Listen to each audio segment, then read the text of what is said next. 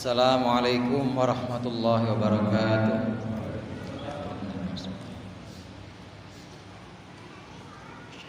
Al-Fatihah.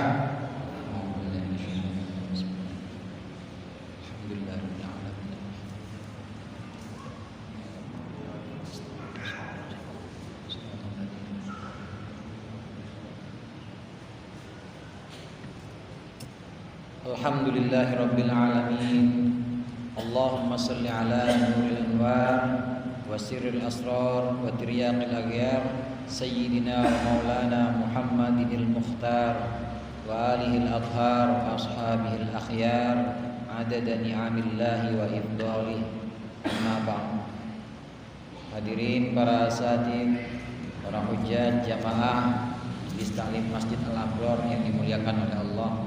Alhamdulillah kita bisa melanjutkan kembali pengajian tafsir Jalalain, tafsir yang dikarang oleh Imam Jalaluddin Suyuti dan Jalaluddin Al-Mahalli, yang pada pembahasan beberapa minggu terakhir ini kita sudah sampai di pembahasan surat Al-Ahzab.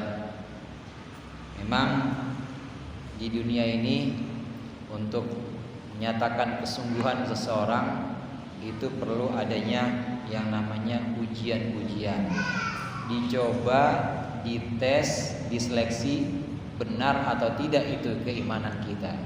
Dicoba, diuji, dites, diseleksi benar atau tidak itu kecintaan kita. Kesungguhan kita itu diuji melalui hal-hal atau perkara-perkara yang justru menyulitkan kita. Inilah yang terjadi kepada orang-orang mukmin. Dalam ayat lain Allah berfirman, am hasibtum an tadkhulul jannata walamma ya'lamillahu alladziina jahadu minkum. Apakah kalian mengira kalian akan bisa masuk surga tetapi Allah belum membuktikan? Jadi semuanya itu butuh pembuktian. Tidak hanya sekedar iman saja, tidak hanya sekedar dalam lisan saja, tapi butuh adanya pembuktian. Sama halnya kita, Pak. Kita kalau berteman misalnya ini, kita berteman, waktunya kita lagi enak, waktunya kita lagi dalam kelapangan, misalnya gak ada masalah apa-apa, rezeki kita lagi lancar, keluarga kita lagi pada sehat, bisnis kita bahkan lagi maju, pokoknya lagi enak. Banyak banget tuh orang yang datangin kita biasanya. Orang yang dekat-dekat sama kita, berteman sama kita, itu banyak. Tapi nanti lihat pembuktiannya ketika satu waktu Allah sedang memberikan kita kesulitan, bisnis kita jatuh misalnya. Kemudian juga usaha kita juga gagal semuanya. Anak-anak juga pada sakit semua, keluarga. Nah, di sini yang namanya teman, yang namanya sahabat sesungguhnya. Keimanan juga seperti itu. Keimanan yang sesungguhnya, kecintaan kepada Allah dan Rasulnya sesungguhnya itu juga diuji dan dites, diseleksi oleh Allah melalui kejadian-kejadian atau perintah-perintah yang memang terlihat sulit. Salah satunya adalah ketika harus menghadapi pasukan Ahzab atau koalisi antara orang-orang musyrik Quraisy dengan orang-orang Yahudi. Pada ayat yang berikut ini kita akan melihat bagaimana sikap orang-orang mukmin. Kita akan melihat gimana sikap orang-orang yang benar kecintaannya kepada Allah dan Rasulnya. Beda dengan orang munafik. Nanti kita akan lihat perbedaannya. Qala Allah Ta'ala wa huwa asdaqul qailin. Bismillahirrahmanirrahim. Qala Allah Ta'ala wa huwa asdaqul qailin. Walamma ra'al mu'minuna al-ahzab qalu hadha ma wa'adana Allah wa rasuluhu wa sadaqa Allah wa rasuluhu wa ma zaduhum illa imanan wa taslima. Minal mu'minina rijalun sadaqu ma ahadullaha alaihi faminhum man qada nahbahu wa minhum man yantazir wa ma baddalu tabdila. Walamma ra'a al-mu'minuna, dan ketika melihat orang-orang mukmin, ketika orang-orang mukmin melihat al-ahzaba, gabungan pasukan minal kufari dari orang-orang kafir. Qalu, maka mereka orang-orang mukmin berkata, hadza ma wa'adanallah, inilah ma wa'adana, apa yang telah dijanjikan kepada kita Allahu oleh Allah, wa rasuluhu, dan rasulnya. Minal ibtila ini yakni ujian, wan nasri, dan pertolongan. Wa sadaqa, dan benarlah Allah wa rasuluhu, dan rasulnya, utusannya, fil wa'di, dalam janjinya. Wa ma zadahum, dan tidaklah menambah pada mereka yang demikian itu, dzalika ahzab, tidaklah menambah illa imanan, kecuali menambahkan keimanan. Tasdiqan, yaitu semakin membenarkan biwa'dillahi, terhadap janji Allah, wa tasliman, dan kepasrahan li amrihi, terhadap perintah Allah. Ketika orang-orang mukmin itu di luar kota Madinah, beberapa kilometer di luar kota Madinah ini, sudah bersiap-siap di sebuah bukit. Namun di antara bukit itu kemudian dibentuk khandak atau dibentuk parit. Jadi satu penghalang atau satu rintangan supaya orang-orang kafir, supaya pasukan Ahzab, yaitu orang kafir dengan koalisinya orang-orang Yahudi ini nggak bisa masuk ke Madinah. Nah, di sini kelihatan dari bukit itu. Kelihatan dari bukit Al-Ahzab, yaitu gabungan orang-orang musyrik Quraisy yang kira-kira saat itu pasukannya 12.000 orang. 12.000 orang ini gabungan orang musyrik dengan orang-orang Yahudi yang terusir dari Madinah ini menggetarkan hati orang-orang mukmin. Melihat dari atas bukit, wah semakin mendekat mereka, dan mereka udah siap-siap mengepung Madinah saat itu.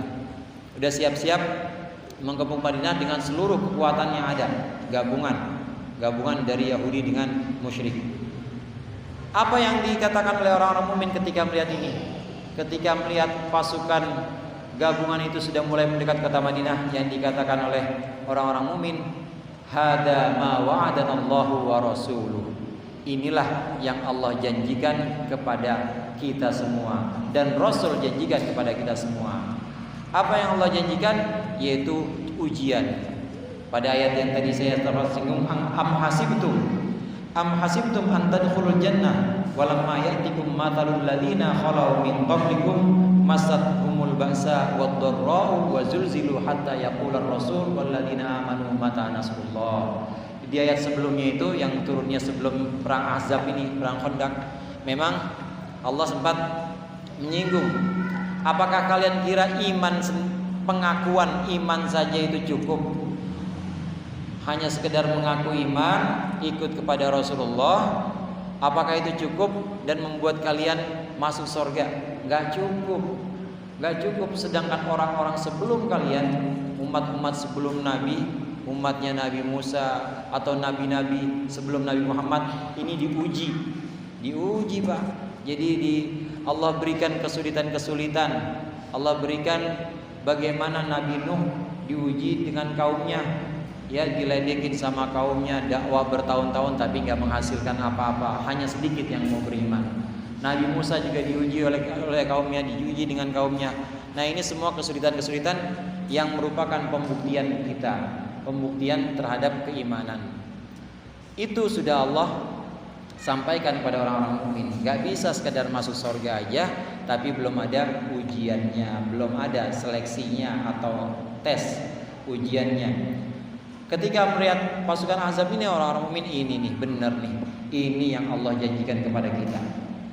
Allah janji akan menurunkan ujian. Allah akan janji akan menurunkan satu seleksi, mana orang-orang di antara kita yang benar-benar imannya dan mana yang hanya sekedar ikut-ikutan saja. Wa sadaqallahu wa rasuluh, dan benarlah Allah dan Rasulnya.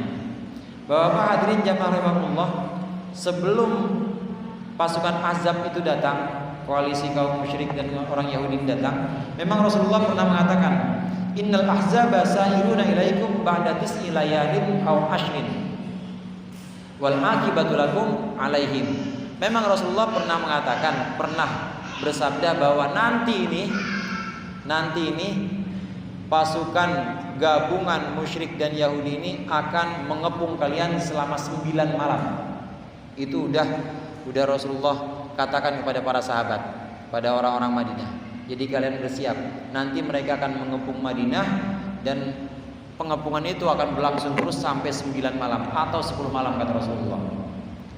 Itu udah dikatakan oleh Rasulullah. Rasulullah tahu sebelum terjadi, Rasulullah sudah mendapatkan kabar itu dari Allah dan disampaikan kepada orang-orang mukmin di Madinah itu. Maka mereka bilang wa sadaqallahu wa rasuluh. Allah dan Rasulnya benar. Rasul pernah menjanjikan bahwa mengatakan bahwa nanti akan mengepung benar pasukan Ahzab. Dan itu kejadian benar. Kejadian orang-orang musyrik itu, pasukan Ahzab itu ada di luar kota Madinah mengepung selama 9 hari, 9 malam. 9 malam mengepung kota Madinah sampai akhirnya mereka mundur sendiri. Enggak sanggup untuk menembus khandak atau parit yang dibuat oleh orang-orang mukmin dan Rasulullah. Shadaqallahu wa rasuluh. Dan kejadian semua ini, ujian-ujian ini tidak membuat kecuali keteguhan dan kekuatan dalam keimanan. Jadi semakin kuat orang-orang itu iman. Orang-orang mukmin semakin kuat keimanannya, orang-orang yang benar cintanya kepada Allah dan Rasulnya semakin kuat imannya dan semakin berserah diri kepada Allah. Apa hubungannya dengan konteks seharian kita? Kita juga seperti itu. Dalam kehidupan kita dibuktikan kebenaran cinta kita kepada Allah, kepada Rasulnya, kebenaran iman kita kepada qada dan qadar Allah misalnya. Ini juga dibuktikan dengan ujian-ujian. Jadi nggak selamanya enak, hidup nggak selamanya lurus-lurus terus lempeng-lempeng, nggak ada ujian. Pasti ada yang namanya batu-batu yang nyandung kaki kita, ada kerikil-kerikil, ya lecet-lecet sedikit lah, lecet-lecet sedikit ya kadang-kadang kita jatuh juga. Nah ini ujian-ujian yang memang harus ada dalam dunia ini. Nggak mungkin Allah biarkan lempeng-lempeng aja. Sekelas Nabi aja masih diuji, apalagi kita yang orang biasa. Pasti Allah turunkan yang itu, yang namanya bala, yang namanya cobaan-cobaan. Nah lalu bagaimana sikap kita? Sikap kita harus meyakini bahwa semua yang Allah gariskan, semua yang Allah tuliskan, kalau memang itu sebuah kesulitan atau musibah akan menimpa kita, maka tidak akan ada yang bisa menghindarkan musibah itu. Begitu juga keberuntungan, kalau sudah Allah tetapkan, maka itu nggak bakal luput, nggak bakal lewat dari kita.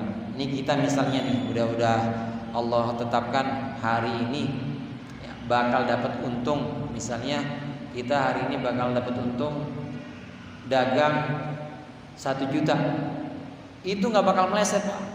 Nggak bakal meleset, udah itu aja. Dan nggak bakal lari ke orang, Allah nggak bakal salah kasihnya. Begitu juga musibah yang sudah Allah ketahui di sana di Lauhul Mahfuz, yang sudah Allah ketahui bahkan terjadi dan menimpa kita lantaran keteledoran kita misalnya, itu juga nggak bakal meleset kena orang lain.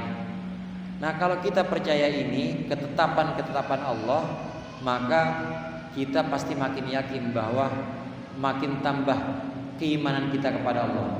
Wa mazadahum illa imanan wa taslima. Kita makin iman, kita makin pasrah kepada Allah dan makin mendekat kepada Allah. Anak misalnya, anak kalau udah sama bapaknya udah percaya banget, yang dipilihin sama bapaknya itu dia udah yakin yang terbaik. Mau dibeliin apa atau enggak dibeliin, dia udah percaya banget, udah yakin sama bapaknya. Maka begitu bapaknya memberikan satu kesulitan, dia pasti tambah yakin bahwa ini yang terbaik buat saya. Dan ini justru yang akan membuat saya ini nanti ke depannya semakin baik. Jadi bertambah percayanya sama si bapak dan juga bertambah pasrahnya pada si bapak. Makin pasrah dan makin berserah diri kepada bapaknya itu. Pokoknya apa dah yang dibeliin bapak saya ikut. Kurang lebihnya seperti itu. Allah, orang-orang beriman melihat musibah yang menimpa dia atau melihat nikmat yang dia terima dari Allah, itu semua tidak lepas dari ketentuan-ketentuan Allah. Al-Ahzab atau perang Khandaq ini juga mengajarkan kepada orang-orang mukmin untuk mengetahui bahwa apa yang Allah janjikan, apa yang dikatakan oleh Rasulullah ini pasti benar. Minal mu'minina rijalun, sebagian dari orang-orang beriman, rijalun, ada orang-orang laki-laki, sodaku, yang bersungguh-sungguh, yang benar atau menepati ma'ahadu, apa-apa yang mereka janjikan Allah terhadap Allah alaihi, atas sesuatu tersebut, minat thabati man nabi, yakni tetap bersama Nabi sallallahu alaihi wasallam. Faminhum, maka sebagian dari mereka, man qadha nahbahu, ada orang yang menyelesaikan nazarnya. Maksudnya apa? Mati, au qutila, atau terbunuh fi sabilillah, di jalan Allah. Wa minhum, dan sebagian dari mereka, mayyantadir, ada orang yang masih terus menunggu, dzalika, akan nadarnya itu. Wa ma baddalu tabdila, dan mereka tidak mengganti tabdilan dengan sebenar-benar gantian, fil ahdi, dalam janjinya. Wa hum bi khilafi halil munafiqin, dan mereka itu berbeda dengan kondisi orang-orang munafik. Sebagian orang-orang mukmin itu yang ketika berangkat ke medan peperangan, baik dalam perang Khandaq atau perang-perang sebelumnya, ada perang Badar, ada perang Uhud, ini ada sebagian orang-orang yang memang sungguh-sungguh memegang janjinya kepada Allah. Janji untuk apa? Janji untuk tetap bersama Rasulullah. Apapun yang terjadi, saya tidak akan mundur, dan apapun yang terjadi, saya akan tetap bersama Rasulullah, berangkat ke medan peperangan dan gak bakal mundur, melindungi Rasulullah dan meninggikan kalimat Allah. Ada sebagian dari orang-orang mukmin yang seperti ini. Nah, dari sebagian itu ada yang tewas atau terbunuh di medan peperangan, ada juga yang selamat. Ini gambaran orang-orang mukmin. Orang mukmin yang benar cintanya kepada Allah dan Rasulnya, benar kesetiaannya kepada Allah dan Rasulnya, ini pasti gak bakal mundur. Pasti dia akan terus bersama Rasulullah di medan peperangan. Bahkan banyak di antara mereka yang justru tujuannya itu adalah mati syahid. Jadi mencari syahid. Jadi pengen mati syahid. Nah, dari sebagian orang-orang mukmin itu ada yang kemudian qadha nahbahu, maksudnya keinginannya untuk mati syahid itu ada yang saat itu Allah penuhi, ada juga yang selamat sehingga ya masih menunggu dan terus menunggu, kapan lagi ini saya bisa dapat kesempatan syahid, kapan lagi saya bisa dapat kesempatan berperang bersama Rasulullah. Kondisi orang-orang mukmin ini berbeda dengan orang-orang munafik. Orang munafik saat Allah wajibkan berangkat perang melawan orang-orang kafir, ini berangkat ya berangkat, ada yang berangkat, tapi berangkatnya itu ogah-ogahan. Nanti di tengah perjalanan sebagian mereka ada yang pulang, balik aja ke Madinah, ngapain panas-panasan, ngapain ambil resiko, udah saya balik ke Madinah aja. Jadi melipir, akhirnya pulang lagi ke Madinah. Itu orang-orang munafik. Ada juga yang tetap berangkat, tapi mereka di medan peperangan itu kabur lagi. Ada yang seperti itu. Ada juga yang sejak awal gak ikut berperang. Ini orang munafik. Bedanya orang munafik dengan orang beriman itu, orang beriman berjuang bersama Rasulullah itu benar-benar bukan karena apapun, hanya satu, yaitu hanya ingin memperoleh ridho Allah. Nah, orang munafik gimana? Orang munafik itu mereka berjuang bersama Rasulullah, biasanya ada udang di balik batu. Biasanya cari aman. Kalau nggak cari aman, ya biasanya mereka ingin mendapat harta rampasan perang atau tujuan-tujuan lain. Misalnya mereka ingin, ya bahaya ini kalau sampai dikuasai Madinah, sampai dikuasai orang-orang kafir, maka aset-aset kekayaan saya di Madinah bisa hilang. Nah, akhirnya dia ikut Rasulullah berjuang juga. Ikut Rasulullah berjuang. Tapi apa? Tapi bukan karena Allah, tapi karena khawatir kekayaan dia, aset semua yang dia miliki di Madinah itu khawatir dikuasai orang lain. Nah, orang mukmin yang benar-benar keimanannya membela Rasulullah, ikut perang bersama Rasulullah, itu hanya karena memperoleh ridho Allah saja, hanya karena ingin mendapatkan ridho Allah saja. Semua baik perang Ahzab atau perang Uhud, perang Badar dan lain-lainnya itu untuk sarana pembuktian. Liyajziyallahu as-sadiqina bisidqihim, liyajziyallahu as-sadiqina bisidqihim wa yu'adzibal munafiqina in syaa aw yatuba 'alaihim innallaha kana ghafurar rahima. Liyajziya, agar Allah membalas, liyajziyallahu, agar Allah membalas as-sadiqina, orang yang benar terhadap janjinya, bisidqihim, dengan kebenaran mereka, wa yu'adziba, dan agar Allah menyiksa al-munafiqina, orang-orang munafik, insya'a, jika Allah kehendaki, bi ayyumitahum, yakni dengan cara mematikan mereka, ala nifaqihim, dalam keadaan nifaq, dalam keadaan munafik, au yatuba, atau Allah menerima taubat, alaihim, atas mereka. Innallaha, sesungguhnya Allah, kana, ada Allah, ghafuron, banyak pengampunannya, liman taba, untuk orang yang bertaubat, rahiman, dan Allah maha penyayang, bihi, terhadapnya, terhadap man taba, terhadap orang yang bertaubat. Kesulitan-kesulitan, kadang-kadang dalam Al-Quran kesulitan disebut dengan al-ba'sa, kadang disebut dengan ad-dharra. Kesusahan-kesusahan, baik bentuknya perintah perang, baik bentuknya misalnya terkepung oleh orang-orang kafir. Ini sarana pembuktian. Allah ingin membuktikan mana orang-orang yang benar janjinya kepada Allah dan Rasulnya, dan mana orang yang pura-pura di hadapan Rasulnya. Loh, kok perlu pembuktian itu? Kenapa? Kan Allah Maha tahu. Betul, Allah Maha tahu, Pak. Allah Maha tahu. Allah tahu nih si A, si B ini orang-orang munafik nih. Allah udah tahu itu. Dalam ilmunya Allah tidak ada yang samar sedikit pun. Dalam pengetahuan Allah nggak ada yang samar, nggak ada yang remeng-remeng, terang semuanya. Jadi udah ketahuan mana orang-orang munafik, jumlahnya berapa, kenapa dia jadi munafik, itu semua udah terang. Allah udah tahu. Nah, kenapa harus ada pembuktian?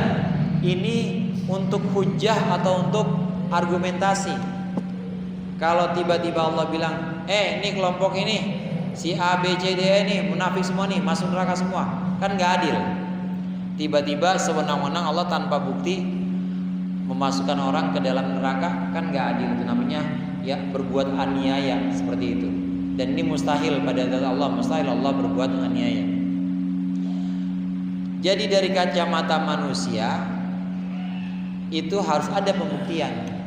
Dari kacamata manusia harus ada yang namanya ujian, cobaan-cobaan untuk melihat, untuk menyeleksi. Nih orang yang imannya benar, nih orang yang imannya pura-pura. Padahal Allah tahu semuanya. Yang ini benar-benar, yang ini pura-pura, udah tahu dan udah terang dalam pengetahuan Allah, itu udah terang. Semuanya itu hanya untuk hujjah atau argumen supaya mereka nggak bisa membantah. Terutama nanti di pengadilan akhirat, di padang mahsyar. Demikian juga catatan amal kita. Demikian juga ya ibadah-ibadah kita. Itu semuanya bukan buat Allah. Allah tahu semuanya. Allah tahu semuanya. Kita bakal ibadah segimana, kita bakal ya melakukan sedekah seberapa, itu Allah tahu semua. Tapi itu semua untuk hujjah atau untuk bukti di sana nanti, supaya tidak ada keputusan, ya tidak ada keputusan yang sifatnya itu sewenang-wenang. Tiba-tiba Allah masukin surga, udah pada masuk surga dah. Tiba-tiba masuk neraka dah semuanya, enggak. Tapi harus ada yang namanya hujjah atau argumentasi. Nah, terlepas dari itu semua, terlepas dari ilmu Allah yang meliputi segala sesuatu, maka perlu ada yang namanya seleksi atau pembuktian mana orang-orang yang benar-benar janjinya kepada Allah, kepada Rasulnya, dan mana orang-orang yang munafik. Di antara orang munafik ada dua kelompok, Pak. Ada orang munafik yang memang saat itu mati, jadi meninggal dalam kemunafikannya. Tapi ada juga yang masih Allah berikan kesempatan hidup. Nah, gimana orang-orang yang masih Allah berikan kesempatan hidup? Jangankan orang munafik, orang kafir pun kalau Allah berikan kesempatan hidup dan dia mau bertobat, innallaha kana ghafuran rahima.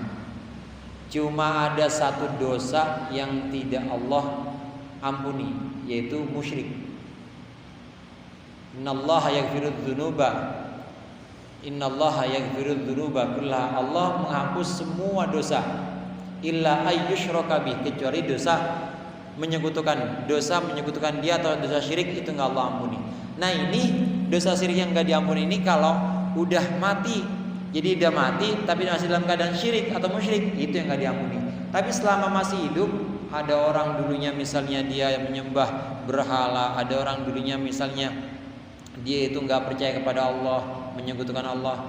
Kemudian Allah beri kesempatan, umurnya dipanjangkan. Nah, setelah itu tobatnya masih diterima itu. Tobatnya masih diterima. Yang dimaksud Allah tidak mengampuni dosa syirik itu ketika dia sudah meninggal, selesai dah kalau udah meninggal. Jadi kalau udah meninggal, kemudian meninggalnya dalam keadaan kafir, udah selesai, udah sampai finish sudah. Ya udah batas waktunya udah selesai, maka udah nggak bisa lagi taubat. Kalau masih ada batas waktu dan ada kesempatan taubat, kemudian dia benar-benar bertobat kepada Allah, maka Allah akan menerima. Innallaha kana ghafuran rahima. Allah maha besar pengampunannya dan Allah maha penyayang. Sayang Allah kepada orang-orang yang mau kembali kepada Allah. Orang yang mau kembali kepada Allah ini orang yang sebelumnya lupa, yang sebelumnya bahkan menentang, tapi sadar ternyata benar Islam ini ya. Ternyata yang dibawa oleh Nabi Muhammad ini benar. Akhirnya sadar, dia kembali kepada Allah. Ya Allah, saya pulang nih. Saya kembali dan saya menyadari saya salah. Nah, yang seperti ini namanya at-taibun. At-taibu minad dambi kaman la dambalah, kata Rasulullah. Orang yang tobat dari dosanya kaman la dambalah, seperti orang yang enggak punya dosa sama sekali. Jadi bersih, Pak. Bersih. Mau sebanyak apa dosa itu, tapi kalau udah tobat bersih, udah nggak ada lagi dosa-dosanya. Rahmat Allah dan maghfirah Allah maha luas. Ini yang kemudian membuat kita juga nggak boleh sembarangan sama orang. Ada orang misalnya kelihatannya bejat banget, bejat-jat dah udah dah. Bejat-jat di sini nggak ada, sini mah sono adanya.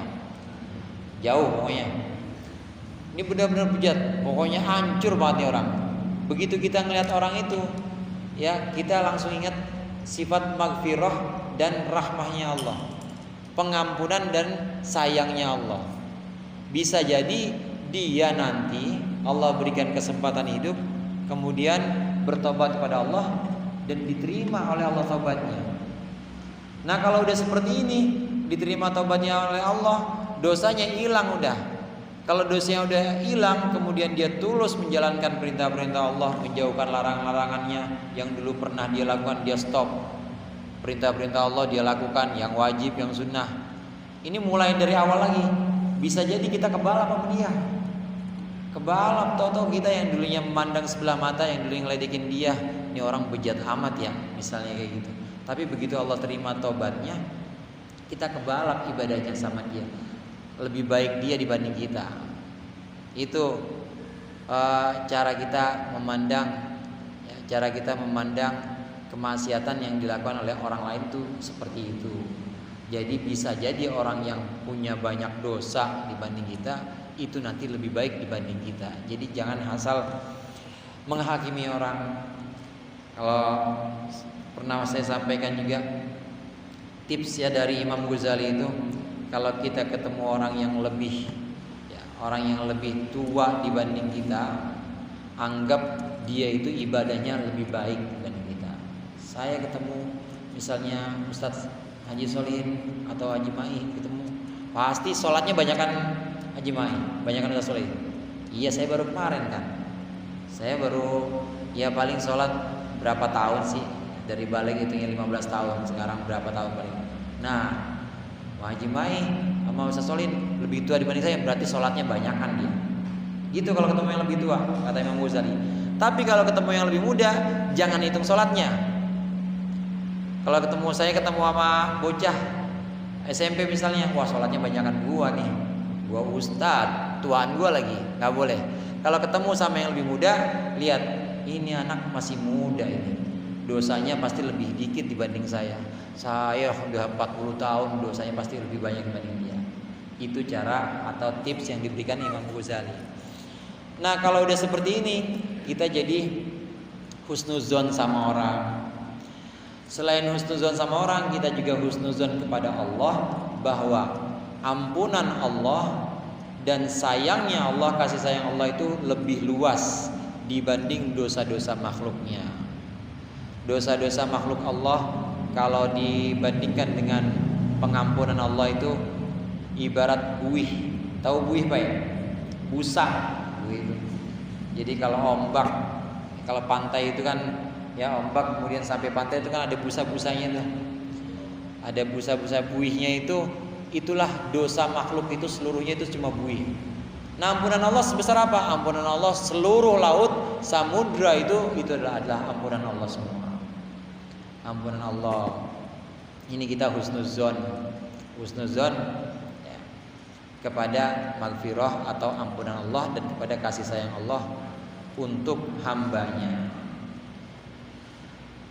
Tapi nggak boleh ini juga, nggak boleh dimanfaatin. Mentang-mentang Allah Maha Pengampun, Allah Maha Penyayang, apa aja yang dilakuin yang ini, yang dosa semua dicobain, dari dosa yang kecil sampai dosa yang besar nggak ada yang lewat, nggak boleh juga. Yang benar itu inna khairal umuri awsatuha, pertengahan tuh gimana? Ya kita tetap hati-hati, tapi kita juga jangan putus asa terhadap rahmat Allah. Tapi kita juga nggak boleh sembrono, jadi nggak hati-hati.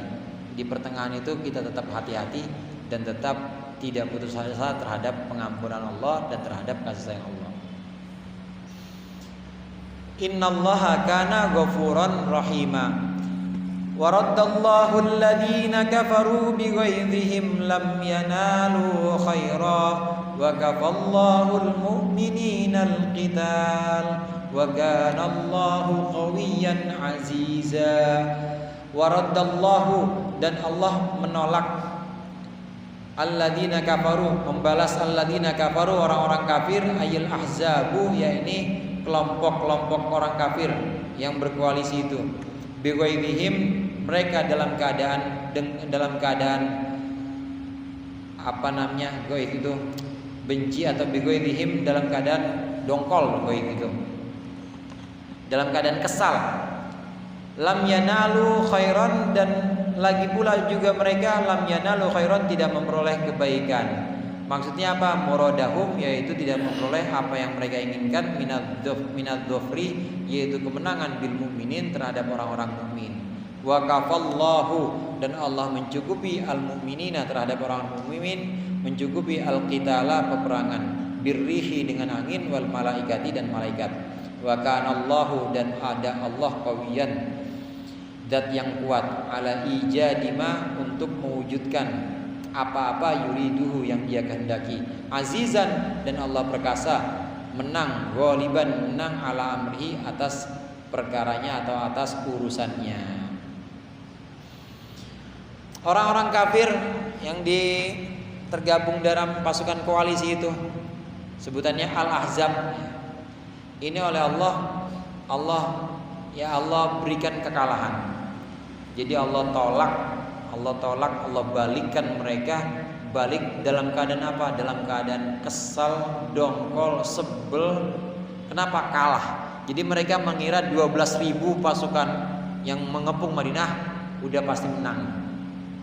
Mereka udah punya angan-angan selesai Islam nih, pasti Muhammad sama pengikutnya habis, udah selesai. Ini kita terakhir nih perjuangan kita. Setelah ini udah agama Islam udah gak bakal ada. Mereka yakin banget itu. Tapi apa? Kecelek. Sampai sana, sampai di Madinah itu, sampai ya beberapa kilometer di luar kota Madinah, Rasulullah bangun itu parit, gali parit. Nah di situ orang-orang mukmin sudah ada di bukit, ngelihat sebagian ada yang di bawah bukit. Sampai di sana mereka nggak bisa masuk kota Madinah. Jadi kafallahul mu'minina qital. Allah cukupkan orang-orang mukmin perang. Maksudnya gimana? Udah Muhammad dan kalian ya umat Muhammad diem aja di Madinah, udah nggak usah ada yang keluar Madinah. Allah yang mencukupi. Allah cukupi dengan apa? Allah cukupi birrih wal malaikat. Allah cukupi dengan angin dan malaikat. Perang Khandaq itu Pak, nggak ada kontak fisik langsung. Kalaupun ada kontak fisik langsung biasa awal perang. Jadi awal perang itu memang kan ada jagoan-jagoannya biasanya. Jadi 1 lawan 1 dulu jagoannya. Ini biasanya untuk bikin semangat atau bikin down lawannya. Itu biasa di awal. Tapi setelah itu nggak ada kontak fisik.